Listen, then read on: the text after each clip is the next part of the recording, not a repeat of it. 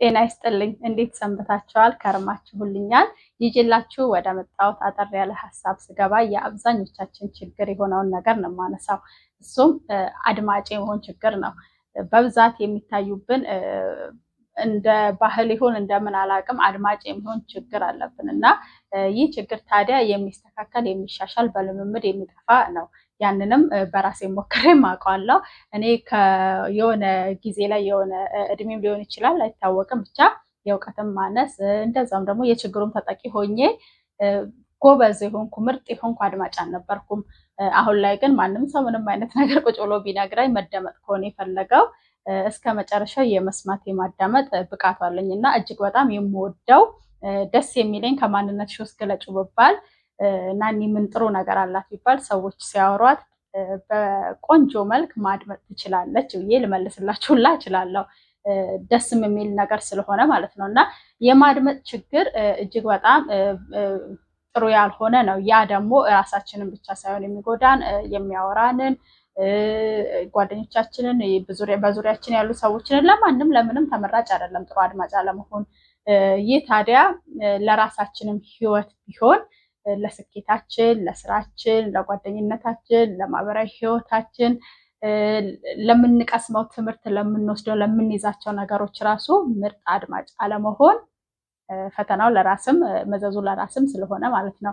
እናም ምናልባት ይህ ነገር የተፈጠረው ጥሩ አድማጭ መሆን ያልቻልነው ከአስተዳደጋችንም ሊሆን ይችላል። የኛ አስተዳደግ ልጅነት ላይ ያለን ነገር እንደ ሀገር ምናልባት የተለያዩ አይነት ቤተሰቦች ካልሆኑ በስተቀር የአብዛኞቻችን ተመሳሳይ በሚባል ሁኔታ ውስጥ ነው ያለፍነው እና ልጆች ሆነን መናገር አለመቻላችን፣ ሀሳባችንን መግለጽ አለመቻላችን፣ እንደ ልብ አይምሯችንን ማፍታት አለመቻላችን፣ ሰዎች ወላጆቻችን፣ ታላላቆቻችን ሊያደምጡን ባለመቻላቸው ከፍ ስንልም ያንን ነገር ይዘነው የመጣነው ይሆናል። በሁለት መንገዶች ትክክል አይሆኑም። የአስተዳደጋችን ላይ ያለው ነገር ጥሩ አድማጭ ብቻ አለመሆን ሳይሆን ጥሩ ተናጋሪ መሆናችንን አቅማችንን እያጣን ነው የምንመጣው እና በዚህ አጋጣሚ ወላጆች እኛ አሁን ባለነው ሁኔታ ላይ ልጆቻችንን ስናሳድጋቸው ከምንሰጣቸው ምግብ፣ መጠጥ፣ እንክብካቤ ከሚማሩበት ትምህርት ቤት ባሻገር ከልብሳቸው ከተለያዩ ነገሮች ባሻገር ሀሳባቸውን እንደ ልብ እንዲገልጹና እንዲጨርሱ እንድናደምጣቸው ማድረግ በጣም መልካምና ጥሩ ነገር ነው። ሲያጠፉም ሆነ መልካም ነገር የራሳቸውን የቀን ውሏቸውን ሲነግሩ ለእነሱ ቁም ነገሩ ትልቁ ነገር ያ ነው እና በሚያወሩን በሚያጫውቱን ሰዓት ላይ ቁም ነገር አድርገንላቸው እስኪጨርሱ ድረስ ትኩረት ሰጥተን ማድመጣችን እነሱን ለነገ ህይወታቸው አንድ ትልቅ ውለታ እየዋንላቸው ነው። እነዛ ልጆቻችን አድገው ጥሩ ሰሚ ይሆናሉ፣ ጥሩ ተናጋሪ ይሆናሉ፣ ጥሩ አድማጭ ይሆናሉ እና ያ ከአስተዳደግም የሚመጣ ነው። ዝም ብሎ መቼም አሁን ባለንበት ሁኔታ ላይ አንደርስም እና የአስተዳደግም ተጽዕኖ ይሆናል ጥሩ አድማጭም ጥሩ ተናጋሪ መሆን የሚያቀተም ማለት ነው።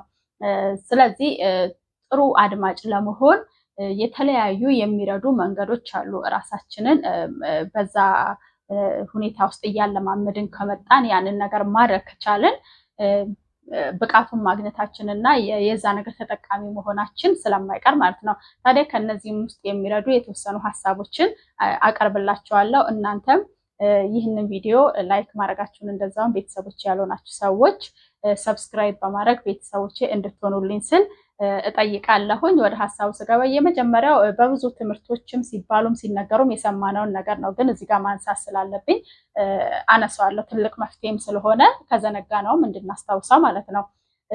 የሚያወራን ሰው ፊት ለፊት ላይ ስንሆን ወይም በስልጠናም ሊሆን ይችላል፣ በትምህርትም አለቃችንም፣ ጎረቤት፣ ጓደኛችን፣ ሌሎችም ብቻ በህይወታችን ውስጥ ያሉ ነገሮች ልክ ማውራት ሲጀምሩ እኛ ማድመጥ ስንጀምር ትኩረታችንን ሀሳባችንን የዛ ሰው ንግግር ላይ ወይም ደግሞ ያ ሰው ላይ ማድረግ መቻል አለብን። ያም የሚያመላክተው በአይናችን ከአይናችን ጀምሮ አካላታችን፣ እጃችን፣ ሀሳባችን፣ መንፈሳችን የቻልነውን የኛ የምንላቸውን ነገሮች ሁሉ እዛ ሰው ላይ ትኩረት ልናደርግና ለዛ ሰው ልንሰጠው ተገቢ ነው። ያ ሰው እያወራን እኛ አይናችንን ከባሻገር አሳልፈን መንገደኛውን የምናይ ከሆነ አይናችን የሚቅበዘብዝ አንዴ ወደዚህ አንዴ ወደዛ የምንል ከሆነ ሰውየውን አታውራልኝ እንደማለት ነው።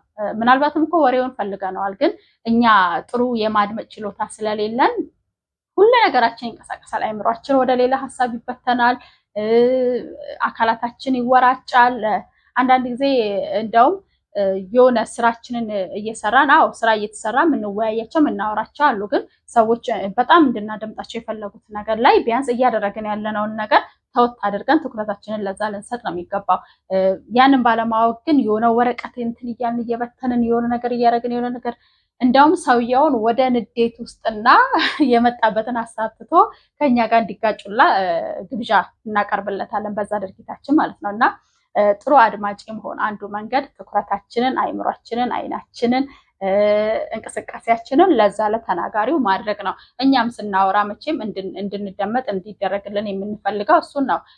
የሰው ልጅ መደመጥ ይፈልጋል። ልጆች ሆነን ራሱ ተፈጥሯዊ መሆኑን የምናውቀው ልጆች ሆነን አሁን ስለነዚህ ክህሎቶች አያውቁም። ግን የሆነ ወሬ ሊነግሩን ሲሉ አይናችንን ፊታችንን እንዲያዙረው ራሱ እነሱን እያየናቸው እንድናወራ ያደርጉናል።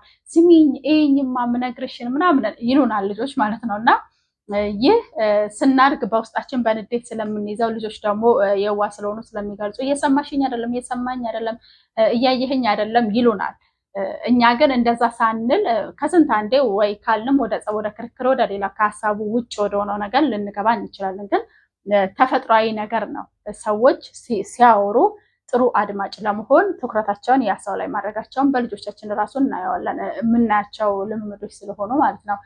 ስለዚህ ጥሩ አድማጭ ለመሆን ትኩረትን መሰብሰብ መልካም ነገር ነው። ሌላኛው ጥሩ አድማጭ ለመሆን ልምምዱና መልካምነቱ ደግሞ ከፍርድ እየጸዳ አድማጭ ለመሆን መጣር ነው። ፍርዳችንን ያዝ አድርገን ቢያንስ ሙሉ ታሪኩን ለመስማትና ለማዳመጥ መሞከር እሱ መልካም ነገር ነው። አይምሯችን እርግጥ ነው ልባችን አይምሯችን ያ ሰው የሆነ ነገሮችን ሲነግረን በቃ ብትንትን ይልብናል። ወደ ፍርድ እንሄዳለን። እንዴት ይሄን ያደርጋል? ወደ ቁጣም ልንሄድ እንችላለን። እና እነዛን ስሜቶቻችን በተለያዩ መንገድ አሁንም እንገልጻለን። ፊታችንን በማኮሳተር በሆኑ ነገሮች በድንጋጤ ምናምን እንገልጻለን። እሱ ያው ያለ ነው። እሱን መከልከል አንችልም። ቢያንስ ግን ያንን ፍርዳችንን ከመናገር ተቆጥበን ታሪኩን እስኪጨርስ ድረስ ልንሰማ ይገባል። ለእኛም መልካም ነው ሙሉ ታሪኩን መስማታችን፣ ለዛም ሰው ደግሞ በጣም ጥሩ ነው ሙሉ ታሪኩን ማዳመጣችን። እና አንዳንድ ጊዜ ገጥሟቸው ይሆናል ምንም እንዳትለኝ ምንም እንዳትይ፣ ግን ዝም ብለህ አድምጠኝ። አውቃለሁ ጥፋተኛ እንደሆንኩኝ ልክ እንዳልሆንኩኝ አውቃለሁ። የምፈልገው አሁን ዝም ብለሽ እንድታዳምጪኝ ነው። እኔ ብዙ ጊዜ ገጥሞኝ ያውቃል እንደዛ ነገር እና እንደሚያስፈርድ ያውቃሉ እኮ የኛን ሀሳብ እንደምንወረውር ያውቃሉ። እነሱ ግን የፈለጉት መደመጥን ነው፣ መሰማትን ነው። ምናልባት ደግሞ የሁኔታው መጀመሪያ ላይ የሚያስደነግጥ ነገር ሊሆን ይችላል። መጨረሻው ግን እሱ ላይሆን ይችላል። እንደዚህ ብታይ ብሎኝ ብላኝ እንደዚህ ልናደርግ ብለን እንደዛ ግን እንደ ይሄ ሆኖ አላደረግንም ሊሆን ይችላል። መጨረሻው አጀማመሩ ሊያስፈራ ይችላል እና ሀሳባቸውን ከፍርድ ነፃ በሆነ መንገድ እንዲያወሩልን፣ እንዲጨርሱልን፣ እንዲተርኩልን ማድረግ እጅግ በጣም ወሳኝ ነገር ነው። መልካም አድማጭ፣ ጥሩ አድማጭ ለመሆን ስለሚረዳ ማለት ነው። ይህም ያጋጥመናል አይደል? በተለያዩ መንገዶች ያጋጥመናል እኮ ሰዎች እያወሩን እያለ እንዴት እንደዚህ ታደርጋለህ? ለምን እንዲህ ታደርጋለህ? ይሄ መሆን የለበትም እንልና ሙሉ ታሪኩን እንዳይነግሩንም እናደርጋቸዋለን። እንደገና ሌላ አላስፈላጊ የሆነ ክርክር ውስጥ ጭቅጭቅ ውስጥም ልናስገባቸው እንችላለን እና ሳይሉን ራሱ ሳይነግሩን ራሱ አትፍረደኝ አትናገሪኝ ሳይሉን ራሱ መጀመሪያ ላይ ሙሉ ታሪኩን መስማት አለብን። ከዛ በኋላ እየፈለግነውን ልንናገራቸው እንችላለን። ምናልባት የኛን ሀሳብ አስተያየቱን ከሰጡን እንነግራቸዋለን። ከዚሁ ጋር በተያያዘ ደግሞ በምንሰማበት ወቅት ላይ ሰዎችን አለማቋረጥ ነው። በሚናገሩን ሰዓት አለማቋረጥ እያወሩን እየተናገሩን እያለ እኛ የሆነ በቃ ጫፏን እንይዝና ዱብ ጫፏን እንዳውም ታሪኩን እንጨርስላቸዋለን። አንዳንድ ጊዜ በጣም ከመንገብገባችን ከመቸኮላችን የተነሳ ታሪኩን እንጨርስላቸዋለን። እንደዚህ ሲሉ ወይ እሱንማ እንደዚህ እነሱ የራሳቸውን እይታ ይሆናል እያስረዱን ያሉት፣ የራሳቸውን አመለካከት ይሆናል እያስረዱን ያሉት። እኛ በዚህ አመላችን መቼም ታሪክን ባለማስጨረስ አመላችን ምናልባትም ይሄ ሰው 5 ደቂቃ 10 ደቂቃ ሰጥተነው እንዲያወራለት ያልፈቀድነው አመላችን ሌላኛውንም እንኳ አውቀዋለሁ የምንለውንም ታሪክ ሙሉን አናውቅ ይሆናል። የሆነች ቁንጽሏን ነው የምናውቀው። እና ይሄ በቃ ለወሬ መንገብገብ ብቻ ሳይሆን ህመም ነው። ማድመጥ ያለመቻል ህመም ነው። ትክክል ያልሆነ ልማድ ነው። ትክክል ያልሆነ ልምምድ፣ የህይወት ልምምድ ነው። ትክክል ያልሆነ ማለት ነው እና እሱን ልናስወግድ ይገባል። በጥያቄ ማጣደፍ፣ አውቀዋለሁ አስጨርስልኝ፣ እንደዚህ እንደዚህ እያልን ሰውየውን ከማጣደፍ ይልቅ እስከ መጨረሻው ለመስማት መጣር ትልቅ ብርታትና ጉብዝና ነው። ብናቀው እንኳን የሆነ የተወረወሩ ታሪኮችን ብናቅ እንኳን የሆኑ ነገሮችን ብናቅ እንኳን ያ ሰው እስኪጨርስ ድረስ መስማት መቻል አለብን እና አንዳንዴ ይሄ ባህል ሆኖ የሚያስጠናን ሰው ራሱ አጠገባችን ጋር ሆኖ ሀሳቡን ገና ትምህርቱን እያስረዳን እያለ ይሄን አውቀዋለሁ እንላለን እና በጣም የሚያናድር ነገር ነው። አልፎም ተርፎም መምህር እያስተማረ በፊት ጎበዝ ተማሪ ለመባል ይሆናል የሆነች ነገር ሽምድድ አድርጎ ይገባና አንድ ተማሪ አስተማሪው እያስተማረ ካፍ ሌሎች ተማሪዎች ያልተረዱ እያሉ ካፍ የሚነጥቅ አለ። እሱ ልጅ እንደነሱ አይነት ልጆች እንግዲህ አድገው ምን ሊሆኑ እንደሚችሉ ማሰብ ቀላል ነው የሚሆነው። በትንሽ በቁንጽል ነገር ሙሉ ሊነግሩላ ይችላሉ።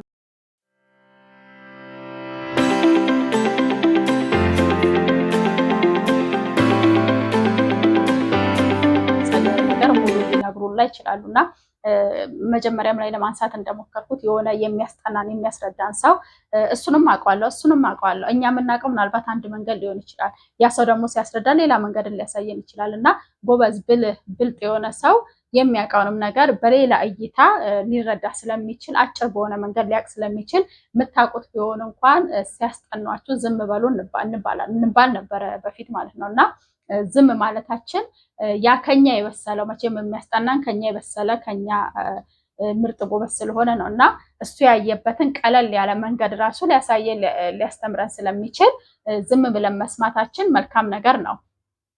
ከዛ ባሻገር ለጥሩ አድማጭነት ቆንጆ ልምምድ የሚሆነው የተለያዩ በድምጽ ያሉ የተቀረጹ የተቀዱ ነገሮችን ማድመጥ ነው። ሙዚቃ አይደለም። ሙዚቃ ያው እንደውም አብረን እየዘፈንን የባሰ የማድመጥ ችሎታችንን ይቀንስብናል። እንደዛ ሳይሆን በአንጻሩ ውይይቶች፣ ትረካዎች፣ መጽሐፎች፣ በድምጽ የተተረኩ መጽሐፎችን እነዚህን ረጅም ሰዓት ዘለግ ያለ ሰዓት የሚወስዱ ነገሮችን ቁጭ ብሎ ማድመጥና ትኩረት ሰጥቶ ማድመጥ የማድመጥ ችግር ላለብን ሰዎች በጣም ይጠቅመናል። እርግጥ ነው ቀደም ብዬ ማንስቻለሁ በልጅነታችንም የመጣ ችግርም ይሆናል፣ ተያይዞ የመጣ ችግርም ይሆናል። አጥፍተን እንኳን ያደረግነውን ነገር አስረዱኝ ብለው ከጠየቁኝ በኋላ ደግሞ ትሞጣሞጫለሽ፣ ደግሞ ታጉረጠርጥብኛለህ፣ ይመልስልኛል እንዴ ብለን እየተኮረኮምን እየተደነቅን ያደግነው። ከዛም የተነሳ መናገር እድላችንን በጣም ስለተነፈግን ስናድግ አድማጭ መሆን በጣም እንቸገራለን። እኛ ብቻ መናገር እንፈልጋለን፣ እኛ ብቻ መደመጥ፣ እኛ ብቻ ሀሳብ ያለን ነገሮችን እኛ ብቻ የምናውቅ አድርገን ተናጋሪዎች ብቻ እንሆናለን። ይሄ ባስ ያለን በሽታም የሆነበት አጋጣሚዎች አሉ። ከሆኑ ነገሮች ጋር ተያይዘው የመጡ ማለት ነው። በዚህ ሙያ ላይ ያሉ ሰዎች ስለዚህ ነገር ቢናገሩ የራሱ የሆነ እርዳታ የሚያስፈልገው ነገር እንደሆነ ይነግሩናል እና ይሄ መናገር ብቻ መፈለግ፣ መደመጥ ብቻ መፈለግ እና ማወቅ ያለብን እኛ መደመጥ እንደምንፈልገው ሁሉ ሌሎችም በጣም መደመጥ ይፈልጋሉ። ትኩረታችንን እንድንሰጣቸው ይፈልጋሉ። ቢያንስ ስናዳምጥ ሁሉ ነገራችንን ሰብስበን ልንሰማቸው፣ ከፍርድ የጸዳ ሀሳቦቻችንን ዋጥ አድርገን ልንሰማ ይገባል። እኛ በጥያቄው ስናጣድፋቸው ሰውየው ሊነግረን የፈለገውን ነገር ይተውና ጭራሽ ሌላ ታሪክ ፈጥሮ ይነግረናል። አንዳንዴ የሆነ ነገር ላይ የሆነ ነጥብ ላይ መድረስ ከፈለግን ያ ሰው ሲያወራልን ዝም ብለን መስማት ነው። መናገር ያልፈለገውን ራሱ ሊያወራ ይችላል። መናገር ያልፈለገውን ማለት አይደለም ታሪኩን ሊደብቀን ይችላል ይቅርና መናገር ያልፈለገውን እኛ ስናጣድፈው እንደዚያ ነበር እንደዛ አይደል እያልን መስመር ውስጥ ስንከተው እኛ የምንፈልገው ማውራት ይጀምራል። ምክንያቱም የኛን ትኩረት የኛን ነገር አውቁታል ማለት ነው እና ይሄ ለወሬ መቸኮልም አይደለም፣ መንገብገብም አይደለም። ልማድ ሆኖብን ሰዎችን ሀሳባቸውን ማስጨረስ አንችልም። ይሄ ጥሩ መልካም ትምህርት አይደለም፣ ወይም ጥሩ ልምምድ አይደለም። የሆነ ሰዓት ላይ እንደውም ፋሽን ሆኖ ወደ ገደለው እንላለን። ወደ ገደለው ግባ፣ በቃ አጨርስልኝ፣ አትንገረኝ። እንደውም ጥሩ ነገር ነው። ምክንያቱም መስማት አልፈለግንም፣ ጊዜያችንንም ጊዜያቸውንም እንቆጥባለን፣ ስሜታቸውንም እንቆጥባለን። እንደውም ይሄ አፍ አትንገረኝ ማለት ጥሩ ነገር ነው። በተግባር በሌላ ነገሮች እንዳይነግረን ከማድረግ ይልቅ በቃ መስማት አልፈልግም፣ ይሄንን ነገር አትንገረኝ፣ ስለዚህ የአንተ ጉዳይ እኔ መስማት አልፈልግም፣ እኔ ማወቅ አልፈልግም። የራሳችን ምክንያት ይኖረናል። ያም ማለት እሱ የተማረ ሰው የጥሩ ሰው ንግግር ነው፣ መልካምነት ነው አትንገረኝ ማለት ነው። ግን አጨርስልኝ፣ ወደ ገደለው ግባ፣ አፍጥነው፣ በጣም ለወሬው መንገብገብ። ከዛ ደግሞ ልክ መንገድ ሲጀምር ይሄንንማ አውቀዋለሁ እንደዚህ ነው። እንደው ብንችል ሰውየው የራሱን ታሪክ እኛ ከሌላ ሰው ስለዛ ሰው ሰምተን የራሱን ታሪክ እንዲያረጋግጥልን ጠይቀ ነው እንኳን እሱ የሚነግረንን እውነት ከመስማት ይልቅ እንደዚህም እኮ ተብሏል፣ እንደዚህም እኮ ሰምቻለሁ፣ እንዲህም እኮ የተባለው ለዛ ነው፣ እንዴ የተባለው እንደዚህ ነው እያለን ጭራሽ የሰውየውን የባለቤቱን ታሪክ የሴቲቷን ታሪክ እኛ እንጨርስላታለን፣ በአሉ የሰማነው ማለት ነው። እና አድማጭ ሆነውላ ሊገኙ ይችላሉ ቁጭ ብለው እኛ ተብለዋለን ስንነግራቸው። ይሄ ሀሜት ብቻ ሳይሆን ያ ሰው እያወራ ከፈረሱ አፍ የሚባለውን ለመስማት እንኳን ቀርበን የኛ መጣደፍ የኛ መቸኮል ለኛ ለወሬ ጉጉ መሆናችን ያንሰው ጭራሽ የራሱን ታሪክ ተራኪ እንሆንለታለን። አሁን ላይ ደግሞ የተለመደ ይሄ የ3 ሰዓት የ1 ሰዓት የ2 ሰዓት በዳይ ተበዳይ እየተባሉ በየሚዲያው የሚቀርቡልን ሰዎች አሉ። ወይ አንዱን አካል ብቻ የተበዳዩን ብቻ እንሰማና ለፍርድ በጣም እንቸኩላለን። የራሳችንን ሀሳብ የራሳችንን አስተያየት፣ የጥላቻ ንግግሮች፣ የተለያዩ ነገሮችን፣ ስድቦችን፣ ነቀፌታዎችን እናዛምታለን። ከዛ ደግሞ ተገልብጠን ያኛው ሰውዬ ሲያወራንም እንደዛ ይሄ ለመናገር መቸኮል፣ ለመፍረድ መቸኮል የሚያመጣው ጥሩ አድማጭ ካለመሆንም ነው። ሁሉንም ሙሉ ታሪኩንም ላንሰማ እንችላለን። የተቀነጨበ ነገሮችን እንሰማና በዛ ላይ ሙሉ ፍርዳችንን ሙሉ አስተያየታችንን እንደዚህ ሊሆን ይችላል፣ እንደዛ ሊሆን ይችላል፣ ይሄ ነው ያ ነው እንላለን በማይመለከተን ጉዳይ ማለት ነው። የዛን ያህል የኛ ሀሳብ አስተያየት አስፈላጊ ባልሆነበት ቦታ ሁሉ ረጅም ሰዓት እናወራበታለን፣ ረጅም ሰዓት እንወያያለን፣ እንጽፋለን፣ እንሳደባለን።